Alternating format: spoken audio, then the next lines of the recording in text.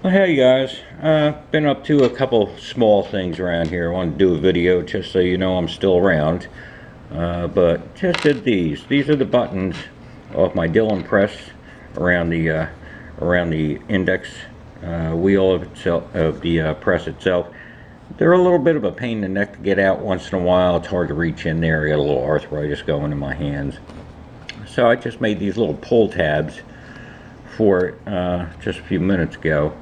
And then this would just slip into here like that. Now you have a tab to remove the buttons out.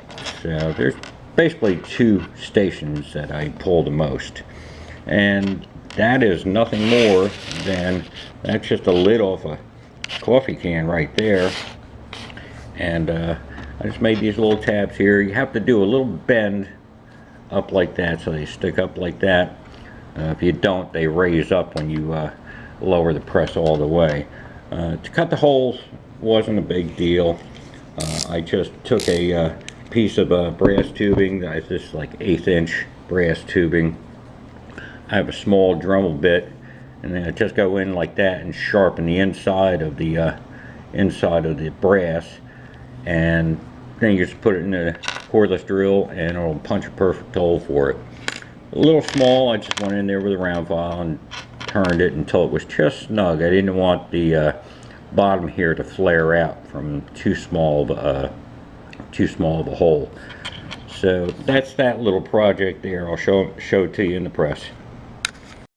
Okay, over the press now, and you can see, this one here is just before the bullet gets pushed down. Over here is your powder charge, and I usually pull these when I'm checking, if I haven't reloaded in a while. I just want to check my loads. But to get your fingers in there, it's kind of a nuisance, especially when you have fat fingers. But now I could just pull this thing out with these and push them right back in.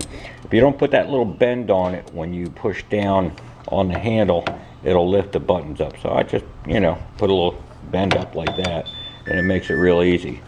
So that's that, guys.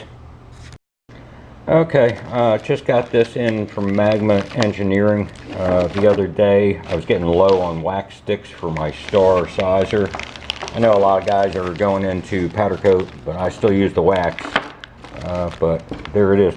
They sell them by the packs of 9, or you can get them individually. A pack of 9 cost you 21 bucks. That isn't too bad. The shipping, that was like 12 bucks. So to add one more was like 30 cents to the shipping. So each of these sticks, I've been getting 11 to 1200 bullets per stick. So I have a pretty good supply here. But Magma Engineering is the outfit I get this from. Some of the waxes are ridiculously high. This is a hard wax. It does have to be heated, but I'm all set up for that.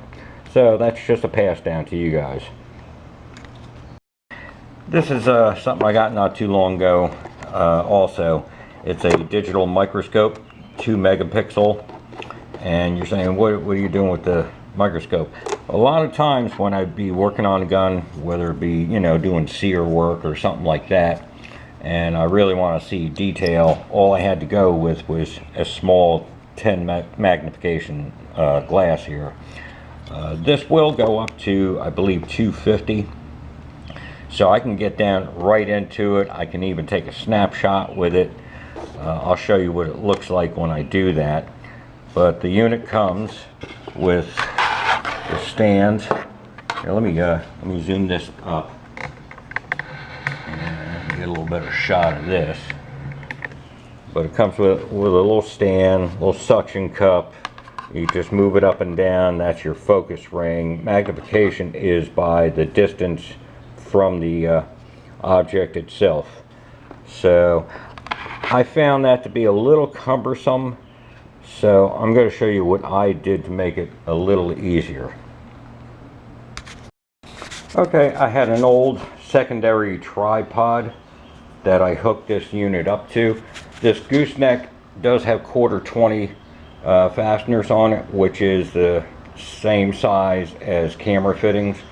So I just put a 1/4 coupler there and thread that in, now I have this set up, and all I have to do is turn this, and I can raise and lower this thing with a lot more precision of, you know, bending the neck. So I'll show you some pictures of that.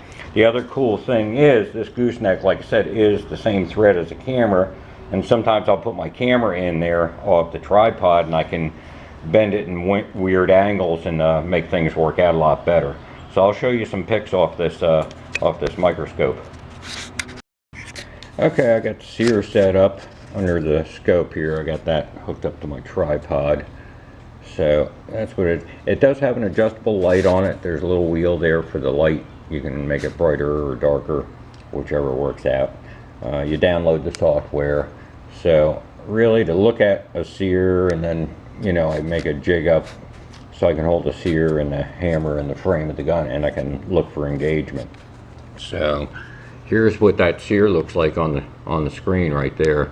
And you see it gives you quite a picture on that thing, and you can take a snapshot of it if you want to save it and, you know, check things out. But that's primarily what I bought it for, you know, and I look at everything else too. But, you know, for fine work, this is pretty neat. It was 35 bucks on Amazon. So if you're interested in that, you know, check them out. It just hooks into a USB port. You download the software and away you go. So, all right guys, that's about it for now.